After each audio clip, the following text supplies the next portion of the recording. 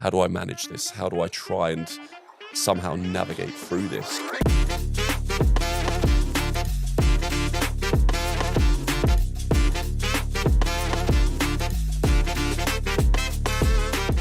Hello and welcome to another episode of the Gym Owners Forum podcast. As usual, I'm Tom, and today we're joined by Josh Phelps of the Unit Gym and Vantage Coaching.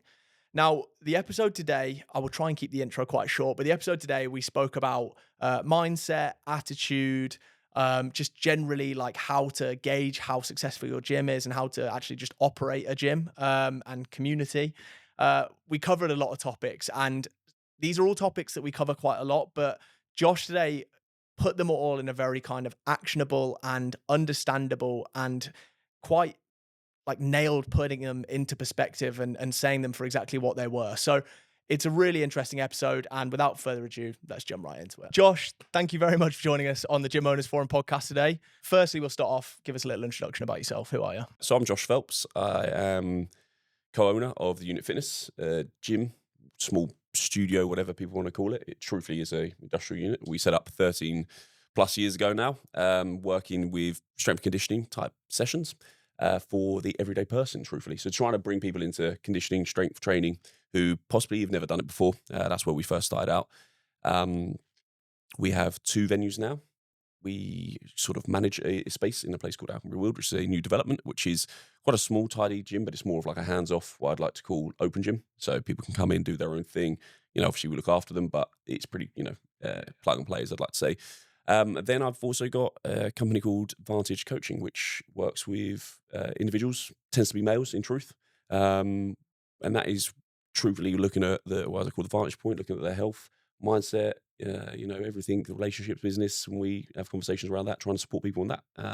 Run retreats now, which is a new element of what I do.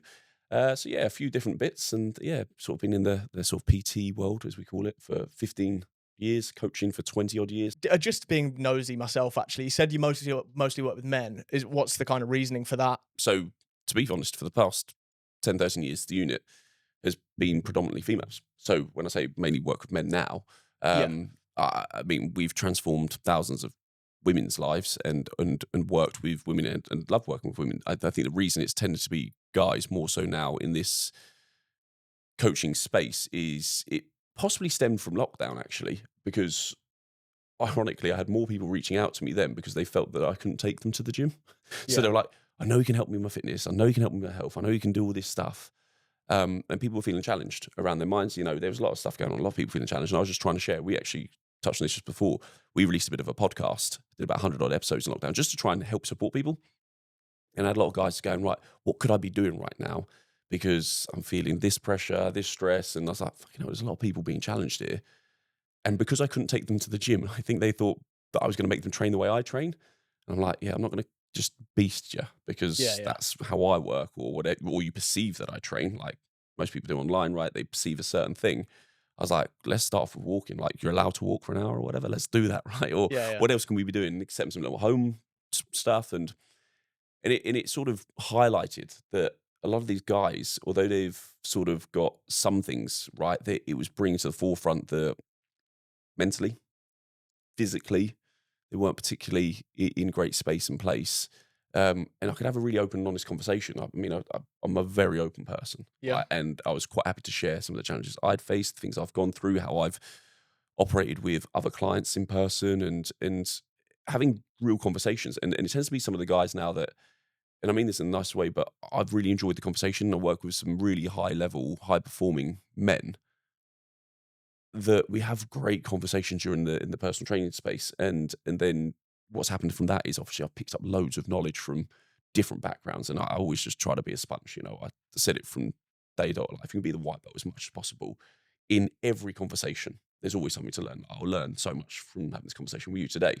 And at that stage, now I will, and about how not to do things and what cardigans not to wear and stuff like that. And it's, but we have that ability to take that, and from that I've gained so much that I've been able to then share with people who are in my position, who maybe sole traders, might have small businesses, and as I say, maybe really good at a trade, like electricians, plumbers. They're really good at it. And then like gym owners, very often were PTs, successful PTs on paper, got busier, gone, right, I can do something here. And then they fall into being a business owner, gym owner, leader, manager, like fucking marketer, all these things. And it's like, fuck, I was never that Yeah. person. Um, how do I manage this? How do I try and somehow navigate through this? So that I suppose now I'm going, but also don't get lost in hammering like this. I have to be sober and going, right, Yeah, let's yeah. have that. Say the Vantage. It's taking a break, taking a step back and pull them from whatever their daily routine is. Do you think it's also an element of like, I think women, I don't know, this is a crazy thing to say, but women are a lot more open about like having conversations, feel a lot more comfortable about having those conversations in public, whereas actually men are probably a little bit more comfortable in that one-on-one setting where they can actually have those conversations, as you said. I think it's a safe space, Yeah, right? yeah, yeah. And as you just said, rightly or wrongly, it's more accepted or was more accepted potentially for females to be a bit more open and honest and talk about feelings. And guys, were like, oh, fuck, just it's that sort of old school grind. I get through it. I carry the burden. I'm the protector. I'm the provider, and I just have to get my head down and graft. And a lot of the predecessors, might be fathers. It might be people that we've learned from, or businesses that we've, maybe people that have run businesses that we've worked for, and of that sort of grind mentality was the thing, right? And to go, I've been a little bit lost here, a little bit stuck. I don't really know what to do. Yeah. I even remember, hands up, like when we hired our first business coach, mentor, I wouldn't tell people about that because I was like, oh, it's weak, showing that you need help. And I'm Yeah, like, yeah. it's fucking mental, right? Like if I wanted to improve my golf, I'd hire a golf coach, right? All the different things in your life that you do need some support on. And that's okay because you're developing, you're growing. And actually that's admirable. But to go, right, listen, I'm feeling pressure. I don't really know what to do. And if you are maybe the top of the tree, sort of the head of the pyramid, or whatever you want to call of it, and you've got people working for you to show that you might be struggling, or that's not easy to do, right? So to Yeah. have a safe space and say that the beauty is if you can create that space for someone, and I found this off very often early on in PT, if you can create a safe space for somebody and get to really understand what their key drives are and allow them to have that, sometimes they're going to get much more from whatever it is they're doing because they're not distracted, they're not pressured, stressed, overwhelmed, and find themselves. If we're talking about personal training, you can do all the training you want, and you see some of these guys coming in, they're battering it, they're hammering it, they're never getting to where they want to get to because they're not actually addressing what really needs to be addressed, or they're distracted and then they go home and then they eat stuff or they booze or they numb it with whatever else. And I think when you can create that sort of space, I Yeah. feel like that's potentially a skill set that I'm grateful that I've been able to do by going, right, look, I'll be open and honest about the situation that I felt that you've just shared. Does that sound something that's similar or not? And might not be at all, but the fact that I've let my guard down and go, Yeah. no, and then you get into a bit of a real conversation, Yeah. and then you create a space where they can come back and go, right, okay, yeah, we're going to be doing training, yeah, we're going to do nutrition, we're going to do all those other things. But if you want 5-10 minutes just to share about staff and struggles, well, I can, it's a different perspective potentially, and whatever. And sometimes it's just offloading, right? I think, to be fair, rightly so, that narrative kind of is changing. I think people that maybe think like, oh, that grind set and, don't share any of my problems. I think like they probably would be considered dinosaurs now. I mean, we are going massively off track here, but I think that change in narrative is kind of why like Vantage coaching exists, why the Gym Owners Forum exists. Because Yeah. actually, like I've realized myself, like coming into this industry, it's so much easier, like leaning on people for support, being open and transparent with people, like Yeah. goes a massively long way. So yeah, no, rightfully so. I think that narrative's changing and it's good work. And hopefully, as you say, if we can make sure that it goes across the board, there's still an effort of grind. If you want, Yeah. that's allowed. Hard work is valid. Mhm. But having support around it and being open and having the things like say the Gym Forum to go, right. Actually, I could do with this. I could do with support. I could have X, Y, and Z. And there's people out there who actually want you to succeed. The Yeah, yeah. crazy thing is, the irony is, especially in our world, the gym world, most people got into it. I'd like to say originally, hopefully now, don't know how true, and that's maybe a little bit, polarizing. But there's a lot of people who initially got in because they really wanted to fucking help people. So if you give them the ability to then go and help more people, like for me, there's nothing more like that is the foundation. The fitness was a tool, right, of doing it. Coaching football was the tool, but it was helping people, right? Seeing people grow and develop. That was my passion. That is my passion. Now it's mindset stuff. Now it's tapping into going, right, well, actually, if we can navigate the mind, then we've got the ability to get them to break limited beliefs. Then they can go on and achieve far more than they've ever even thought possible, capable, right? And, whether it be the nutrition, the training, whatever, it's that. And if you then go, right, okay, well, you might be able to help 10 other gym owners starting out. I'm like, yeah, absolutely. I want to do that. Like, I'd do it truthfully if I could without being paid to an extent. Now, happily be paid for doing it as well. But there's that element within you as a person that wants to see that. And when you see that growth, when you see that change, when you see that development, and I think that's the beauty of our industry. Back in the day, once again, you wouldn't talk to another gym owner because it'd be like almost territory stuff. It'd almost be like, it was madness. Whereas now, as you say, hopefully we're beyond that and realize there's absolutely millions of people that need our help and we can make an Yep. impact. And horses for courses, different personalities, different approaches, and as long as we can sort of work together, support each other, then, what an impact you can make on the whole world without sounding dramatic. I totally agree. And I think, to be honest, that leads on very nicely into the game that I had prepped for us for the start. Kind of polarizing questions, I think. There's no right or wrong answer, I guess. Well, I guess there probably is if you say something crazy. But, and yeah, like this is just stuff that I've maybe seen online or seen people say. So I thought it'd be interesting to get your opinion on it. So, first one, agree or disagree? Passion alone isn't enough of a reason to start a gym.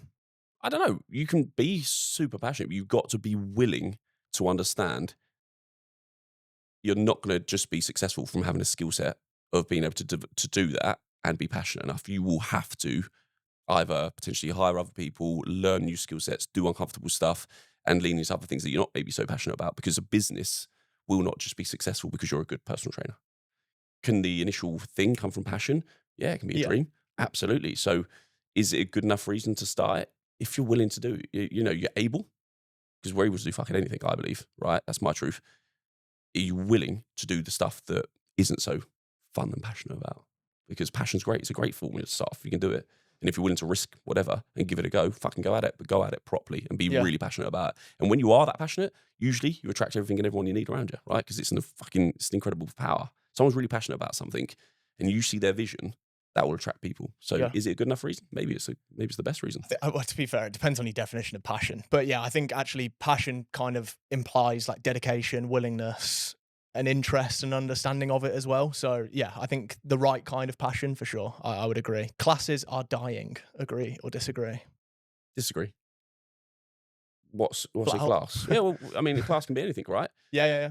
Are we talking jazzercise? Are we talking legs, bumps and tums? Are we talking, you could argue that there's still a class in small group personal training to an extent. People go, well, that's fine. It's sessions, I guess. We've got sessions of 24 people. I can see if you can develop it and do it in the right way and structure it in the right way and still deliver an incredible service, that could go on forever because there's energy in there. There's, you know, some people just want to go. And actually, we sometimes, I think, overcomplicate what a session is and make it so meticulous to get in the right mood. That's great. Some people just want to be in a safe space where they feel okay, almost don't want to be hugely seen, but also want to know they're safe and being delivered something. And they feed off other people's energy. It becomes their social place. What a great social place to be. So no, I disagree with that. I think that's true actually, and I think like they're not dying. I think there's a group of people that will always love that as their outlet for exercise and fitness. So yeah, no, It's a bit like fashion, right? agree. It might drop off for a while, and then somebody might come up with a new version of a session or whatever, a group session, and it might be the most sexy thing in the world, right? You don't need to spend money on advertising to grow a gym. Yeah, you don't. Truthfully, we didn't. Yeah. So I could say from experience quite confidently, you don't need to an extent, if you're doing enough of the other stuff. And once again, I think the world we live in right now, we're not necessarily doing what would be like the old school kind of guerrilla marketing, outreaching, but you can, of course you can, because I could have a gym, quote unquote, with 40 people and be highly successful. If my success metric is financial, I could run a small group personal training, do 4 hours Monday, Wednesday, Friday, charge £250 to £300 a person, deliver an insane service. As long as I then really work on the retention strategies and other avenues, organic stuff, then I don't have to spend. But Yeah. if I'm looking to grow scale and do the other things, then yeah, it could definitely enhance it for sure. Well, your Instagram, right? Yeah. Technically, you could become very, if that's what you're basing your marketing on, you get people to organically grow that, right? Yeah. And do it through and that's fine. So, but in a local area, you can be a somewhat a quote unquote local celebrity, but you don't even need to be. That's what I'm saying. Like, if you get your product right, and Yeah. it depends what you really want is the long-term growth. If you want 10, 12, 13, 15 sites, then yeah, I'm going to say marketing, spending ads is probably going to be your way, right? Because you aren't the celebrity in everywhere, right? And if we want to build a brand, if we want to do that, can you open a gym successfully and earn money, quote unquote, depending on what your vision of success is? Because some people's success is actually going, I get £5,000 a month profit and I get to be with my family the other 3 days. So what's your metric of success? There's a lot of other stuff that you can do outside of it.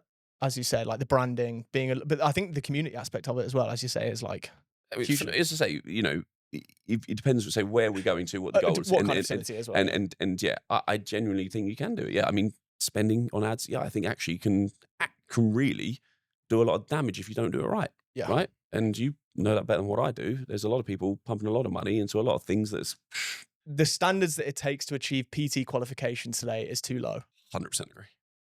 Don't even think we need to go into it, do we? Like, you can get a quote unquote qualification 6 weeks without even seeing a person. I think it's fucking madness. I do think it's madness. It's across the board doing a huge disservice to everybody. I mean, from the PT, it's doing a disservice because it's not setting them up properly, not giving them the tools that are required, the experience, the knowledge. From a client perspective, like, as we know, they're not getting what they probably are spending their hard-earned money on, trying to get a true result from whatever's going on and, be getting churned out from the thing. From a gym owner's perspective, you're hiring can I see your qualifications? Fucking, actually, they mean very little. You've still got to take them through your own onboarding process. Like, we take people through essentially 2 to 3 months onboarding before I let them really run a session, because your qualification, unfortunately, means very little. To have a PT qualification, yeah, obviously there's other stuff that you can see highlight other areas. So yeah, no, 100% agree. Free trials attract the worst type of clients.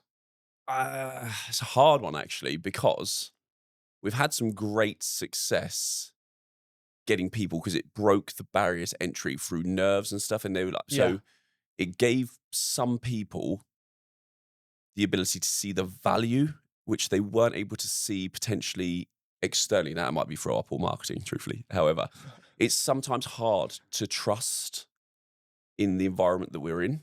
I think so. So when you get to see somebody face to face, being able to get into the environment, now you can say you can do that for £10. It'd be a paid one. So yeah, we don't personally do free trials, but here's the deal. Listen, if I'm growing a business, starting a business, I'll try anything, right? Listen, I used to do free personal training sessions, so I used to do free things all the time. That built my business to an extent, because give me 30 minutes back then, an hour back then, I'm going to show you so much value that you're going to find the ability to find the money you didn't believe you had, potentially.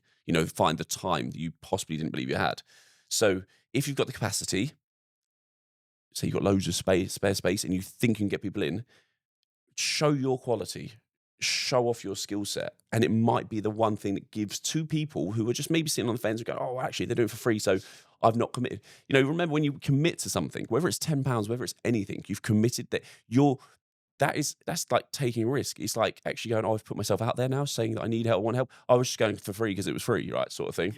I think I totally agree. It's not as black and white as agree or disagree, because there's a lot of different things you can offer for free. Yeah. And I think actually, like, the worst type of clients implies that they actually signed up after. And actually, if they're signing up after, they're paying like the standard fee that everyone else pays. They're joining the club, like they're making that commitment, as you say. So yeah, and people might go, yeah, but they're going to expect so much more than the person who's just frivolously paying them money. Yeah, maybe not, though. You don't know. And I think to put everybody into a pigeonhole or box or whatever, I don't think that's fair. Like, I just don't. I just think sometimes some people need that little, oh, I've got a free option. Oh, I'll come with you. Oh my God, I know you love that place. I didn't know it was that good. So it's now, maybe you got to remember, it gives the person the ability to refer somebody where they felt like, oh, I'm going to ask them to come, but I've also got to ask them to pay £10 to come into my gym. yeah, Whereas if I go, come with me for free, then all of a sudden they go, yeah, okay, I'm coming with my mate.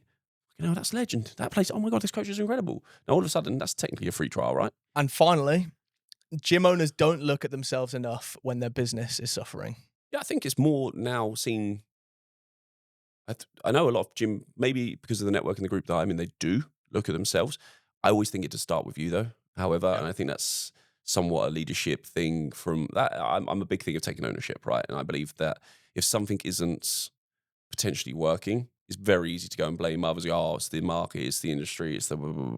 Actually, no, let's look at, right, am I still giving it the same energy? Am I still showing up for my team? Am I trying to understand, communicate, lead in the very best possible way? How am I managing self? What is my ability to be, can I manipulate, can I change, not manipulate, can I change, potentially how I'm approaching things? Can I have that look in the mirror? Take that space, hence quote unquote vantage, quick plug. But it is taking that vantage point. It's taking back, and go right. Okay, what is the result that I'm not currently getting? What is it that I'm not happy with? And what is potentially my thoughts around it, my feelings, my behaviors, my actions? How is that then something that I can step back, look at from my perspective, and go, okay, now if there's somebody potentially maybe not behaving in the right way, and they say that could be team or the outcome of people churning a great deal more, well, what is that about? What can we look at? Let's look at whether it's systems that you've got, whether it's delivery. Are you actually ever going back in to see why that might be happening? If you're the gym owner, how often do you go back in to see what's actually going on? Is what you're communicating being heard the way that you believe you've communicated it? Because we can say things, but it doesn't mean that people listen. Have I even asked that question of the people around my clients? How often have I asked my clients their experience? Do they do it enough? I'm going to say possibly not if things aren't going well. For the majority of people, I believe it's becoming more brought to the forefront if you're in the right. Once again, that's environments, networks, it's communication. It depends who you're around as well. I think there was an example that Clive Woodward said when I saw him talk, and he was like, in order to have a successful like growth mindset, essentially, you need to have a mirror and a window, and every time something goes right, you look out the window at everyone else and you thank everyone else, and then every time something goes wrong, you've got to look in the mirror and look at yourself, and actually you're the only person that you can kind of change the variables around. So unfortunately, and you hear this a lot of people like, yeah, no one's ever going to love the business or run the business like you do, and that's potentially very much the truth, right? Sometimes you get the odd unicorn who really does take pride in what they do because they take pride in themselves so much that they're going to give it 100%, whether they're working for a huge corporate, whether they're working for a small business, because it's about their selves. And to want the business to succeed, to have the right team, as you say, yeah, you got to look at going, right, how am I showing up? I guess finally, I mean, this is the longest game segment we've ever done, but any hot takes of your own? Hot takes. Hot takes. Give me more. What's a hot take? What, any maybe not controversial opinions, because that could go horribly wrong, but like anything that you think really like in the industry, like is a very common mistake people are making, or there's something about the industry, like if you could snap your fingers, you'd change it. No, I think you covered some of the bits that for me is unfortunate. I don't love the fact that anybody now online can just say I'm an online coach and then go and charge. And obviously everyone's getting pushed by, and once again, this could be down to algorithm, this could be down to everything, is that there's this pressure to do like 10K months or maybe you're not successful. There's a real pressure to be, so almost perfect. These, and I hear a lot of, coaches, they're coming in and unfortunately, once again, it could be my old school mentality. Is like, I really want people to really want people to get the very best experience and think about the client's experience more than what you think about your business growth, possibly. No, Now, I business think is that's fair. important. 100% is important. But I think it's like a byproduct almost of actually looking after your client's experience, and like they're the thing that fuels the business. And once again, business, listen, business has to make money. There's a reason for it. It is a business. And if we get too emotionally involved, that can really screw things up. You need to understand that you have to have numbers, metrics, and things dialed in. Like you have to have some of that. And I think that's a big thing, is that if we can understand that there is a business element, and that that if you can still really think about that client and start with that process and that journey, and right, how can I deliver the very best quality? And people are going to tell you what you must do. People talk in certainties a lot, and that's inclusive of mentors, that's inclusive of whatever. And yes, they've had an experience, they've had a way that they've done it, and truthfully, they're probably selling you their thing, whatever it be. Now, it might be an online coach, it might be a nutrition therapist, it might be it might be a mentor for businesses, and because they have to go very much on this sort of almost polarizing, because if you're the grey man or whatever, then you don't stand out enough. Yeah. And unfortunately, that's why, and people get really hung up on going, I've got to do it this way, otherwise I'm not going to be a success. And they end up building a job very often, actually, I'd say a business, but a job that doesn't feel aligned with them internally. So they're actually doing what is the right way to do things, to be quote unquote successful. But once again, it comes back to what do you value success? Yeah. Because their version of success might be very different to you. It might be financially successful, but if you're completely fucking burnt out, miserable, and not delivering a product that you truly are passionate about and care about because it makes the numbers, then you got to go, right, is this, not every job should be about passion, whatever. Go, why did I get into this industry initially? I kind of want to dive into a little bit, get in your head. The call that we had, obviously, like prior to this, you were very, very passionate about, literally everything we've discussed. And I think it showed, and that's why I was excited to get you on. And I think, why did you agree to do this podcast today?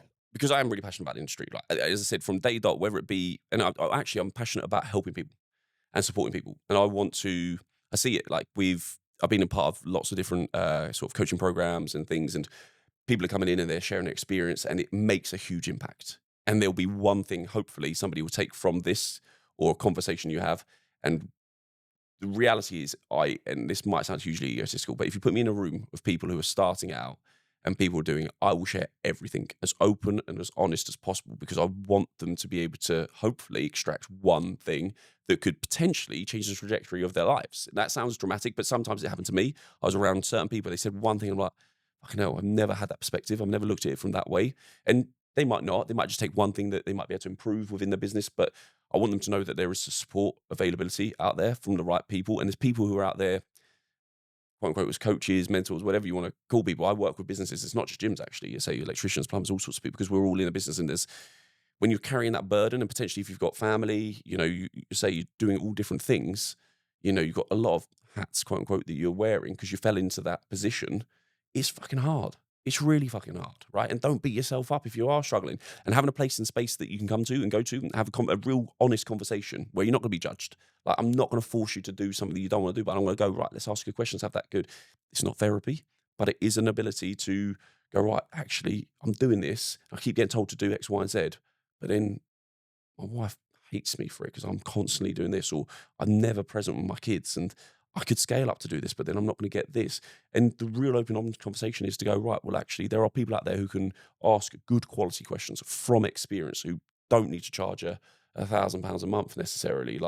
And if you can be within that environment, I think is massive, right? And having the right people around you and people who genuinely care. I think there's a lot of people in this industry that genuinely care, not just because it's a financial thing. And I'm somewhat fortunate. We do okay from the gym. Like, I'm pretty happy with it. It gives me a really nice lifestyle to be able to come out here, and do a podcast. But I also want to keep growing and giving more and supporting more. But it doesn't mean I have to go, right, this is my sole business, I've got to charge you £1 million to do so. There's people that genuinely want to do that and will give up their time and energy. And this hopefully could be something like that.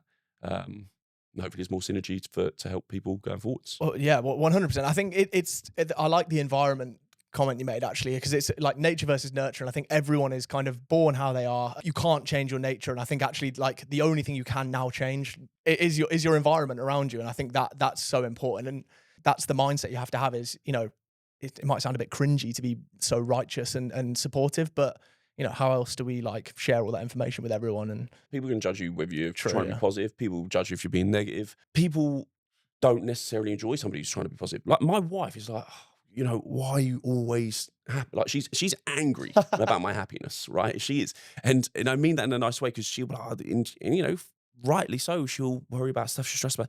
And yeah, no, I worry about stuff. I stress about stuff. And this couldn't be cheesier, but I genuinely, every coach we could take on board, like, I'm like, right, my thing is be the very best part of that person's day. Now, you don't know, they might have just won the lottery, so you can't be. But if you try to be, and you intend to be, and you go out with that energy of trying to make an impact, leave every person with that feeling of, trying to be, if I can speak to the person that I do the petrol pump, whatever, afterwards, like, say hello, get interested, genuinely be interested. Don't do it unauthentically. If you are that person, and that energy is going to come back, right? It's 100% going to come back. I believe that. Like, I do, going out there and being, I know it's infectious when I'm around the right people. When I step into a room and I come into it with the right people, with the right energy, that's going to change my energy. That's going to change my impact. It's going to be, if I come into a room and people there, so I want to be the person they go around, they've walked away from me, they've gone, oh, that was nice. I felt like I got a lot from that. I felt, if I can do that, it's selfish. I fucking know it's selfish, right? Because I'm selfishly putting out as much positivity and energy as possible to hopefully get that reflected back at me, And if I can walk around in a positive, it takes as much energy for me to do that as it does to walk around in a fucking sulk and bitch and moan and go, like, fuck that. Still Why got is to it think of things to say existence? to people, so it may as well be nice things. Yeah, it still Like, takes listen, the let effort. go. Oh, how's it? Or go, okay, well, is there any way we can, can fucking let me try and, what can we do? Like, how can we change that? Because as you just said, you talked about, you've got the ability to control you, right? You control your controllables, right?